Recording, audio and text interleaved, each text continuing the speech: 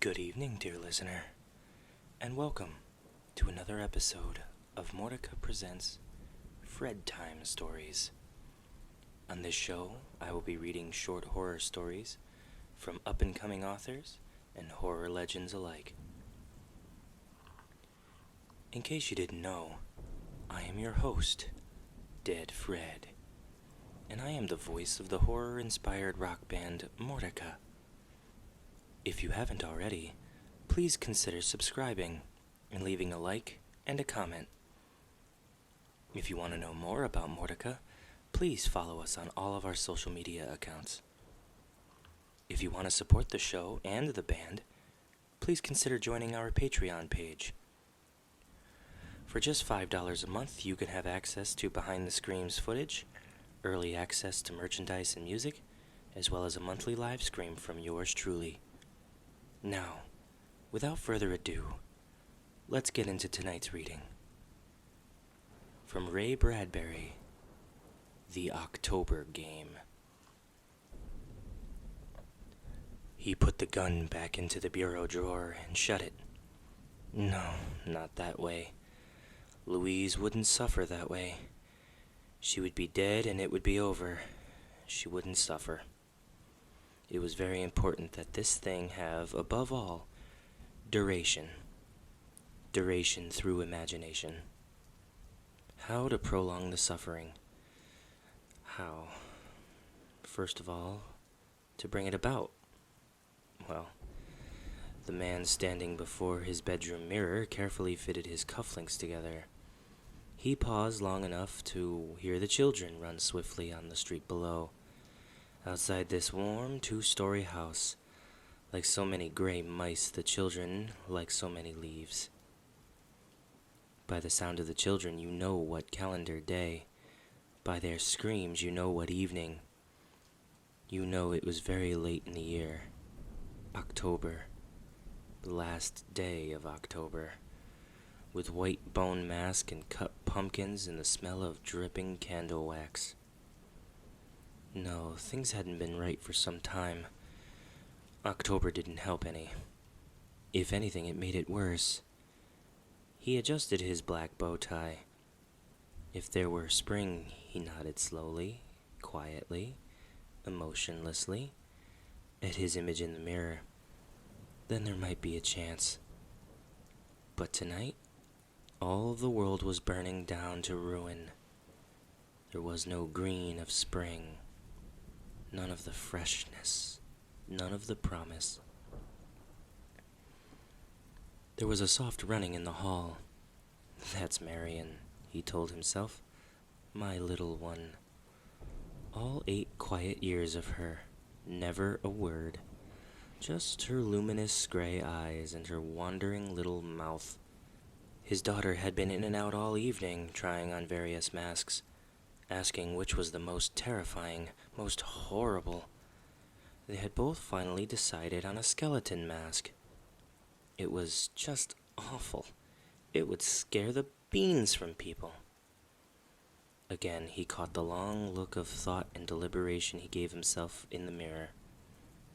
He had never liked October, ever since he first lay in the autumn leaves before his grandmother's house many years ago, and heard the wind and saw the empty trees. It had made him cry without reason. And a little of that sadness returned each year to him. It always went away with spring. But it was different tonight. There was a feeling of autumn coming to last 1,000,000 years. There would be no spring. He had been crying quietly all evening. It did not show. Not a vestige of it on his face. It was all hidden somewhere and would not stop. A rich, syrupy smell of candy filled the bustling house. Louise had laid out apples and new skins of caramel, and there were vast bowls of punch, freshly mixed, stringed apples in each door, scooped, vented pumpkins peering triangularly from the cold windows. There was a water tub in the center of the living room, waiting with a sack of apples nearby for dunking to begin. All that was needed was the catalyst, the inpouring of children, to start the apples bobbing, the stringed apples dependulating in the crowded doors, the candy to vanish, the halls to echo with fright or delight. It was all the same. Now the house was silent with preparation, and just a little more of that. Louise had managed to be in every other room today, save for the room that he was in. It was her very fine way of intimating, "Oh, look, Mitch, see how busy I am. So busy that when you walk into a room that I'm in, there's something that I need in another room. Just see how I dash about." For a while he had played a little game with her, a nasty, childish game. When she was in the kitchen, he would come into the kitchen saying, "I need a glass of water." After a moment, he standing drinking water, she like a crystal witch over a caramel brew bubbling like a prehistoric mud pot on the stove, she said, "Oh, I must light the pumpkins." And she rushed to the living room to make the pumpkins smile with light. He came after her smiling. "I must get my pipe." "Oh, the cider," she had cried, running to the dining room.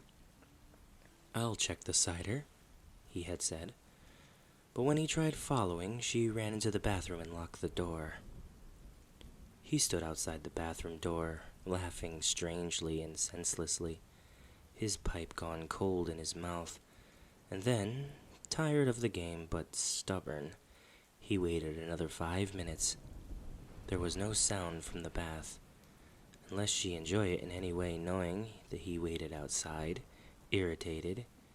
He suddenly jerked about and walked upstairs, whistling merrily. At the top of the stairs he waited.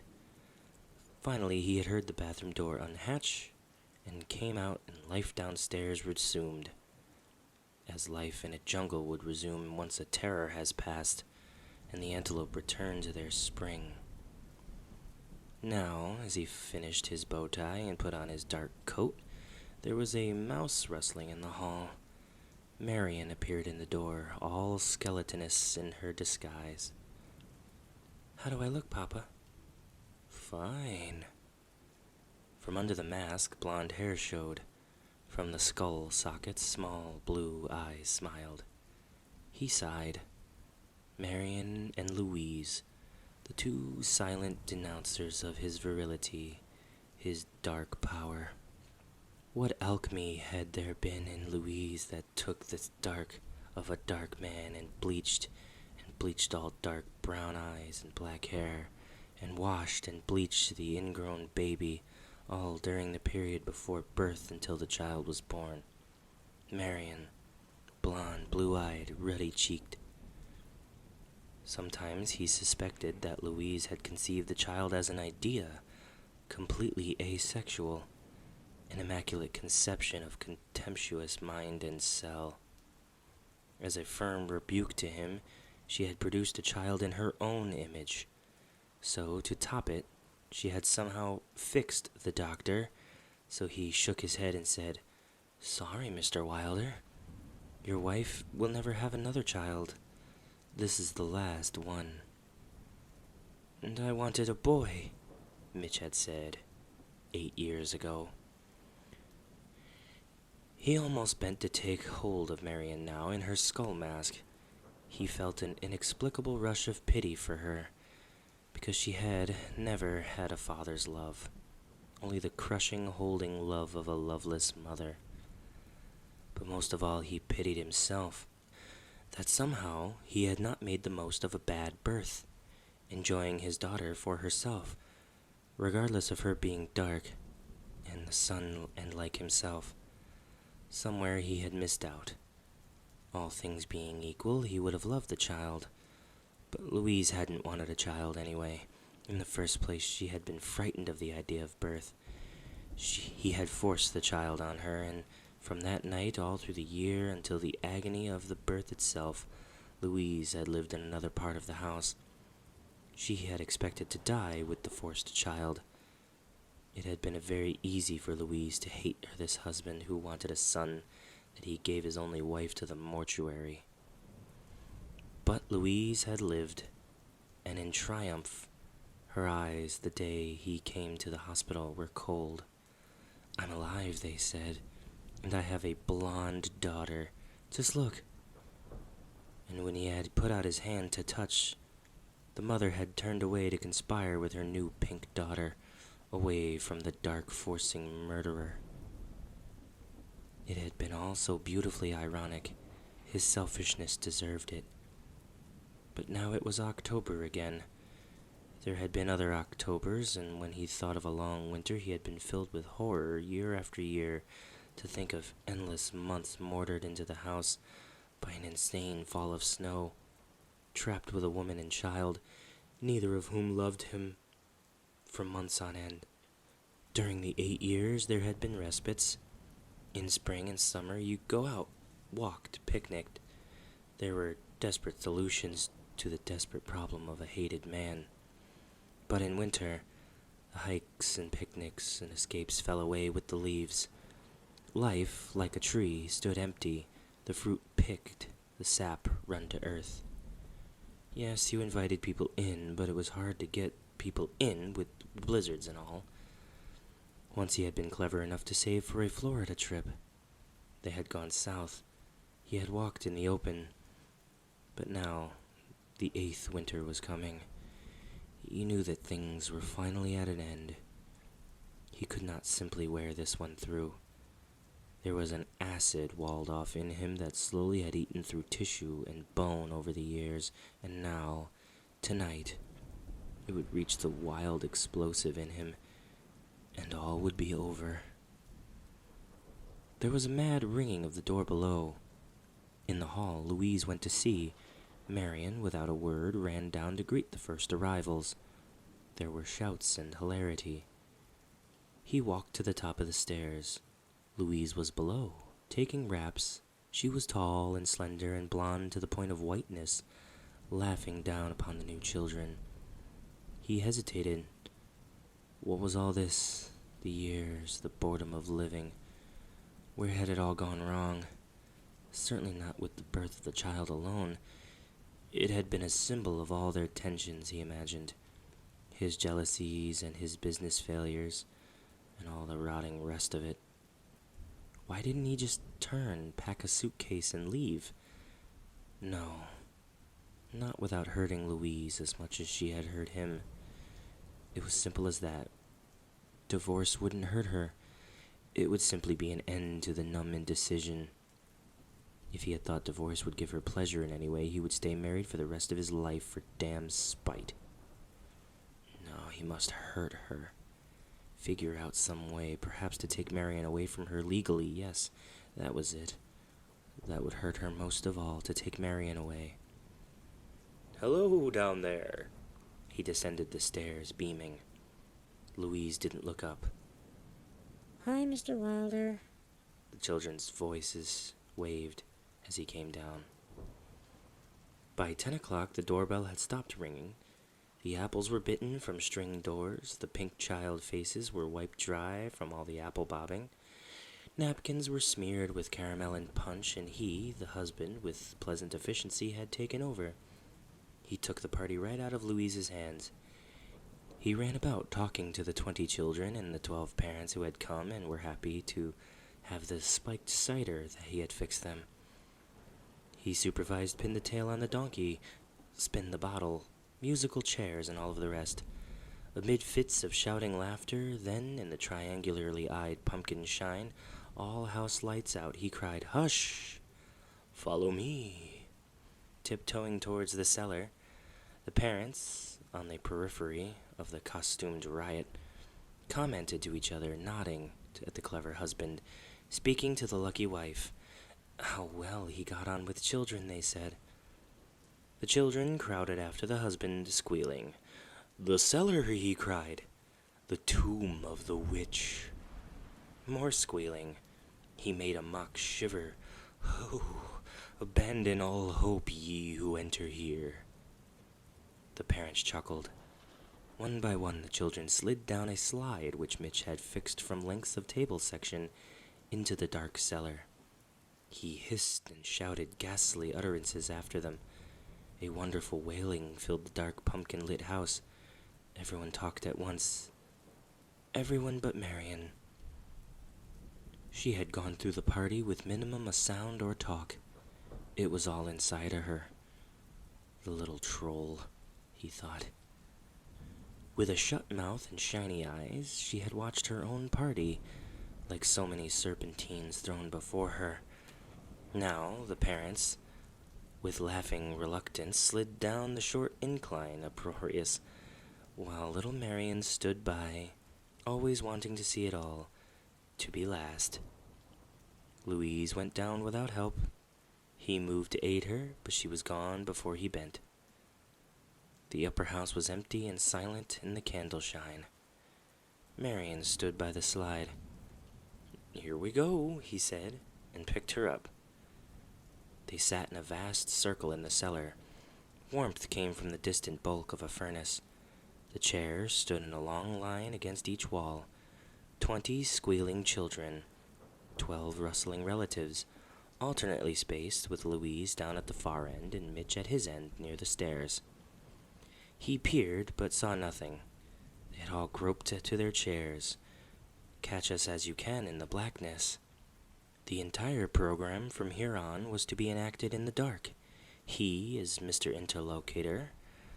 There was a child scampering, the smell of damp cement, and the sound of wind in the October stars. "Now," cried the husband in the dark cellar.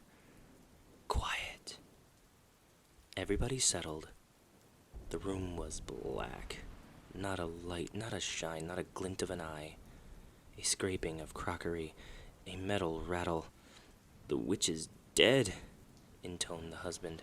"Eee," said the children. "The witch is dead. She has been killed, and here is the knife that she was killed with." He handed over the knife.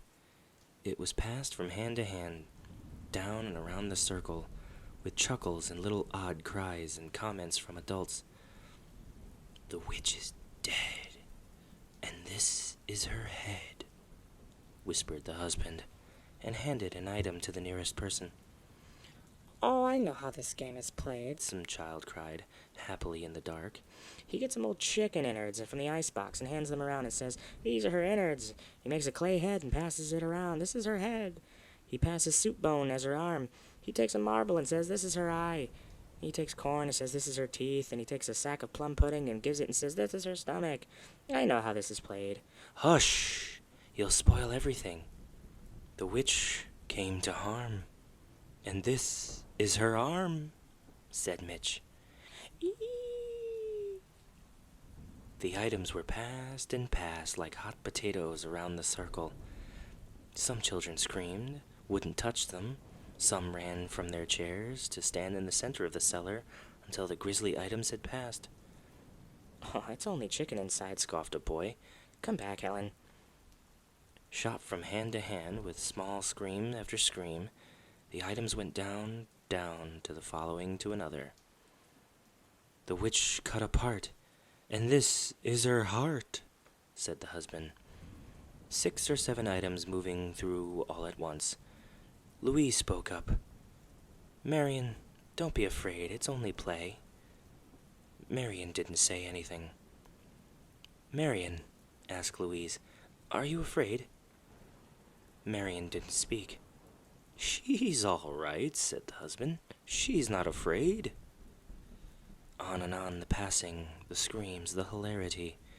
The autumn wind sighed against the house, and he, the husband, stood at the head of a dark cellar, intoning the words, handing out the items. "Marion?" asked Louise again, from far across the cellar. Everybody was talking. "Marion!" cried Louise. Everybody quieted. "Marion, answer me! Are you afraid?" Marion didn't answer. The husband stood there at the bottom of the cellar steps. Louise called, "Marion, are you there?" No answer. The room was silent. "Where's Marion?" called Louise. "She was here," says a boy.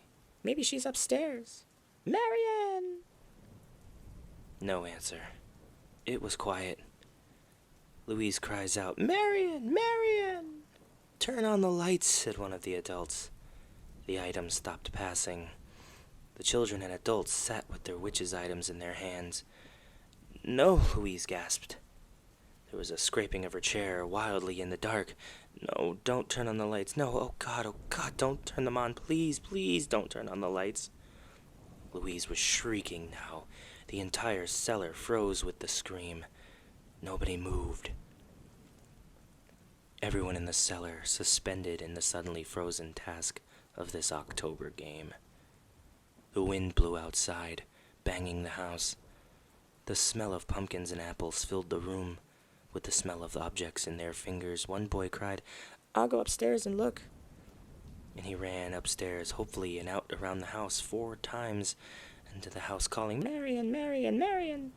over and over, and the last coming slowly down the stairs, waiting, breathing cellar, and saying to the darkness, "I can't find her."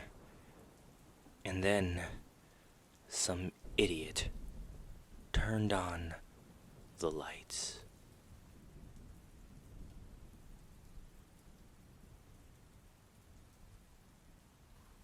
I hope you've enjoyed tonight's reading, and hope you'll stop by again.